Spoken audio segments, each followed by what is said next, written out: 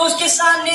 ضلالت اور ظلمت اور تاریکی اس کے سامنے سے چھٹ جاتی ہے اور اس کی حقیقت واضح ہونے لگ جاتی ہے اور اس کو اپنی منزل آسمانوں میں نظر آنے لگ جاتی ہے۔ شاعر مشرق علامہ اقبال نے کیا خوب لکھا ہے، اکابِ روح جب بیدار ہوتی ہے جوانوں میں، اکابِ روح جب بیدار ہوتی ہے جوانوں میں، نظر آتی ہے منزل ان کو اپنی آسمانوں میں۔ میرے بھائیوں،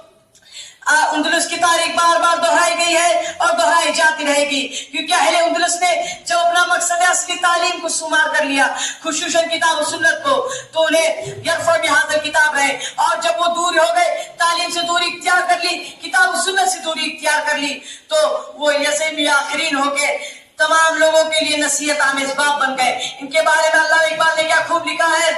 وہ معزز سے زمانے میں مسلمان ہو کر، وہ معزز سے زمانے میں مسلمان ہو کر ہم خوار ہوئے تاریخ قرآن کو دیکھ کر علامہ اقبال نے